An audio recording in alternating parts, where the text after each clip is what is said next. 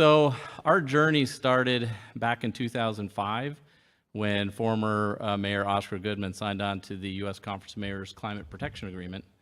At the time, there were about 30-some mayors around the country who signed on to that.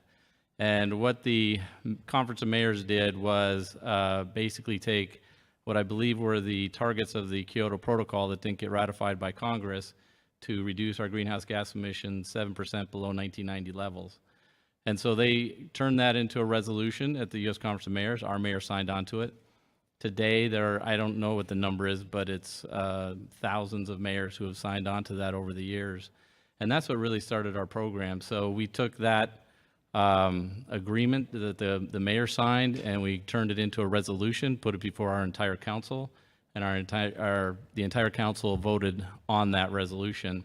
And since then, we did a series of resolutions with embedded targets to achieve goals around recycling, energy conservation, renewable energy, water conservation, and the like. And so from that point to today, we're at 100% of our retail load is covered by green energy. Where does the city of Las Vegas go from here? You're already 100% renewable. What more is there to do? So also, when we started all of this, we saw the advantages for businesses and residents, and a lot of folks who have been involved with green chips over the years. We've really worked hard at that and really struggled. And I know a lot of businesses have struggled as well to try to help smaller businesses and residents kind of come along. I mean, NV Energy is very successful with some of their demand-side management programs, and there are other companies in the room who deal with some of the larger corporate partners. But when we're talking about smaller businesses and residents, it's been very challenging. And so when we started out at the city, we wanted not only to improve our operations and put the city as a municipal entity, as a corporate entity, on a path of sustainability. We wanted to do that across the community. So we were sort of spending a lot of time in that area, and we realized that our time was, and our energy and our investment was much better spent on providing leadership and showing that you can accomplish this. You can do it in a way that makes sense, that makes money, and that hits some of those sustainability targets. And so now where we're headed is the city manager, Betsy Fredwell, has asked some folks to come together and advise the city. How do we, one, get to the longer term solution for the city, but also how do we start to push this out into the community? How can we help citizens and business owners in the city of Las Vegas? The other side that really is less known is really what Tom was talking about, and that is how important our conservation program has been to energy usage and energy usage mitigation in our community. Since 2002, we have done nearly 57,000 landscape turf removal projects, 57,000. And in that, we've saved approximately 108 billion gallons of water, which is really phenomenal when you sit down and think about it. And what that really means for us from an energy perspective is that we've been able to avoid over 700,000 megawatt hours of energy that would have been used had we not conserved that water. That's almost a year's worth of energy for the Southern Nevada Water Authority.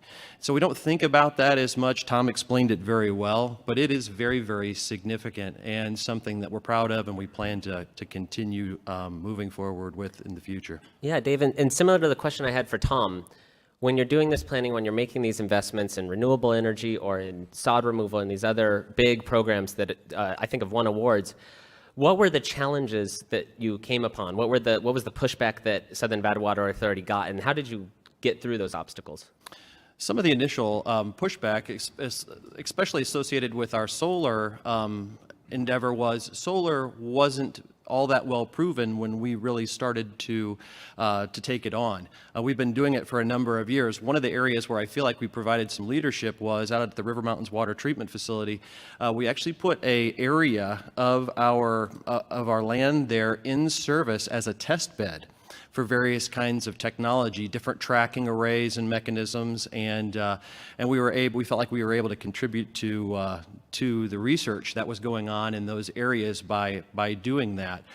As projects have become more and more efficient and costs have gone down, we're finding it easier and easier to be able to put these projects in place. So Henry, again, after the introduction, I would love to, if you could help explain to us in the audience, MGM recently made a big announcement about sourcing its own energy in Southern Nevada.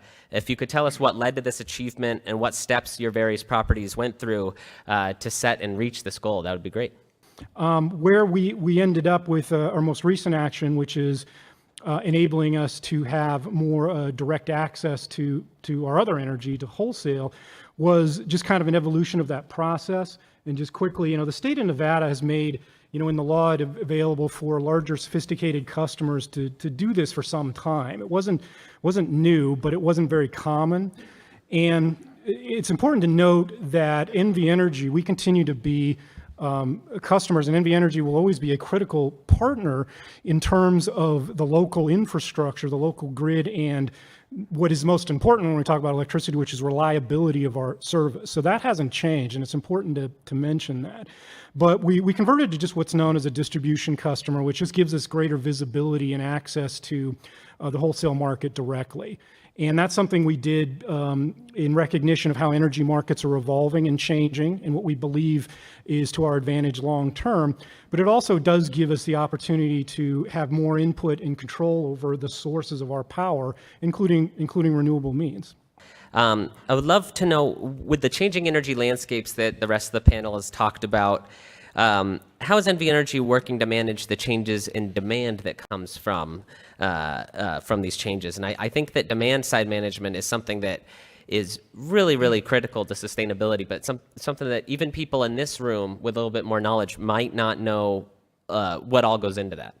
To get to your question, I was prepared. It was my second question, but I'll go with that, Vinny, is demand management. So this is a fascinating thing for kind of energy geeks, and I'll try to make it fascinating for everybody in the room. Demand management, it basically means if there is a load that our customer is using that we can toggle one way or another or manipulate so that we can reduce the amount of energy we might otherwise purchase, it's a good thing across the board, because I'll share with you our peak day in the history of NV Energy happened for both our south system and our north system on the same day. Last year, it was July 28th, I believe, and we hit what's called our needle peak, our historical peak. And at that point in time, we actually were not buying energy on the market. I'll repeat that. At that point in time, we were not buying energy on the market. And the reason we were able to do that is we have the largest two-way home thermostat control program in the United States of America. We have 78,000 customers that gives us the ability to essentially manipulate 253 megawatts of load at any given point in time. We were not using all of those thermostats at that point in time. We were actually in a period where we were using that resource about 13 straight days. And as the customer guy, I was cringing that we were going to get all kinds of complaints. We didn't. We actually have done, I give my old team and my new team on the energy efficiency side due credit. We've taken great pains to make sure that our customers who use that resource understand how valuable it is to us, and that we basically impinge on them as little as possible. We don't do back-to-back hours with the home thermostat, and we do a lot of communication. Our customers get the benefit of being able to get on their phone and manipulate their thermostat, and we get the benefit of not buying energy when it's at the most expensive, and that's the point of that. The other thing I would share is we're moving beyond the home space. We're now moving actually into the resort space, and partnerships with Aliante, Silverton Casino, and Green River, Green Valley, and a few others. We're now just edging into the space of manipulating basically cooling load as well as central plant load.